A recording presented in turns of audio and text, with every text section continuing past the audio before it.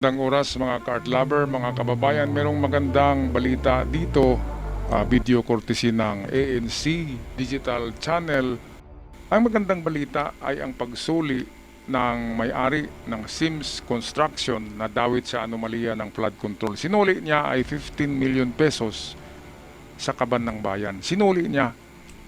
Ang Sims Construction ay hindi naman talaga yan ang gumagawa ng project. Dahil walang project, ghost project ang ginagawa ng Sims Construction at nagkapira lang ang Sims Construction dahil ginamit ang lisensya ni Sally Santos, itong babaeng nagsuli ng pera. Kaya yung pera na binigay sa kanya, sinuli niya 15 million pesos. Kaya hindi na siya makulong. Restitution ang tawag doon at dapat ito ang gagayahin din ng mga diskaya. Kaya ito ang ulat atin na panoorin courtesy ng the ANC Digital Channel. This department receives 15 million pesos as restitution from a contractor linked to anomalous flood control projects. The return of the cash by Sims Construction owner Sally Santos is part of her agreement with the Justice Department. Santos previously admitted during congressional hearings that she lent her contractor's license to public works engineers for anomalous projects. She also confessed to delivering 1 billion pesos in cash to the Public Works Department from 2022 to 2025. Ayan, so 2022 pala nangyari ito to 2025. Merong 3 taon na pagtamasa nila ng bumabahang pera sa flood control project. Kapag may baha, may buhaya. Yan ang kasabihan eh. Kaya ito, mabuti na lang, nagipagsundo si Sally Santos na ibalik sa gobyerno ang pera na nahati sa kanya sa paggamit ng kanyang lisensya ng construction company na Sims Construction. Ito nga yung pinagalitan, di ba, na merong engineer diyan na bugos lang, di ba, yung bata pa. Pero ang pera talaga diyan ay winaldas lang ng mga congressman, kung sino man na congressman. Kasi ghost project talaga ang proyekto ng Sims Construction. Wala silang ginawa kahit isang tulay. Pero yung budget ay bilyones. Kaya dapat kay Sara Diskaya ay gawin nila ito. Isuli din nila lahat ng nakulimbat nila na pera sa Pilipinas gamit ang peke na mga construction company ng mga Diskaya.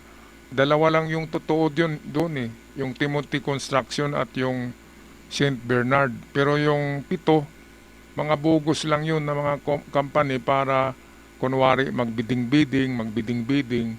At din ang manalo sa bidding ay kumpanya pa rin ni Sara Diskaya. Kaya pandarambong sa pera ng bayan.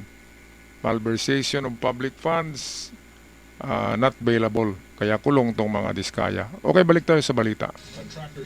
Contractor Sara Diskaya and her 8 co-accused in a flood control anomaly asked to be returned to the custody of the National Bureau of Investigation. The respondents are accused of graft and malversation of public funds over an alleged ghost flood control project in Davao Occidental. They are currently detained at the Lapu-Lapu City Jail in Cebu. Diskaya's lawyers are also requesting that she be allowed to attend court hearings remotely. Signs of suicide in the mysterious death of former Philippine Public Works official who was at the center of a massive corruption scandal. The police say this now seems the likely but not yet conclusive cause of the death of Catalina Cabral. Okay, so balik muna tayo doon kay Diskaya. Kaya nga dapat gagawin ng mga Diskaya ay ibalik na yung pera sa gobyerno eh. Makipagsundo sa gobyerno. Kung ayaw nilang makulong, bumalik sila sa kung ano man yung kalagayan nila noon, isang bahay lang na maliit, isang sasakyan na luma. Yun lang muna para hindi makulong, isuli lahat. Restitution. At dito naman kay Cabral ay nako. Magician pala yan eh. Si Jose Cabral gumagawa ng sariling secret formula sa computer para ma-manipulate niya lahat ang program ng DPWH at para siyang conductor sa orkestra na kada ganun niya ng kamay ay bigay doon sa congressman, bigay dito sa senador, bigay dito sa DPWH engineer, bigay-bigay. Bawat kumpas ng kamay ay bigay-bigay ng pera ng bayan. Yan pala si Jose Cabral. ay naawa pa naman tayo noon, di ba, nang tumalon. Ngayon, kulang pa di ba, nakabayaran. At saka nalibing sa limot kung sino man yung mga sangkot sa pagnanakaw at mga kasabwat niya sa DPWH.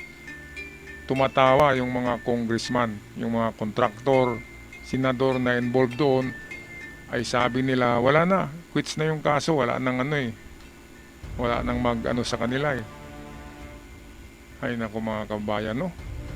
Sana kasi, kung ako ang presidente, 3 taon na hindi ko bibigyan ng budget ang DPWH. 3 taon. At yung 3 taon na dapat ibigay sa DPWH, ay ibigay natin yan sa healthcare system ng gobyerno at sa the Armed Forces of the Philippines. Yun ang dalawa na bigyan ng malaking budget. Ang edukasyon ay pang-segunda na yan dahil nasa problema tayo ngayon ng arm race itong pag-armas ng mga bansa. Nahuhuli tayo kaya binubuli tayo. Alright, sa mga paalam na mga ka-art lover at sa mga bago pa lamang, huwag kalimutan mag-subscribe sa ating channel, malaking tulong yan.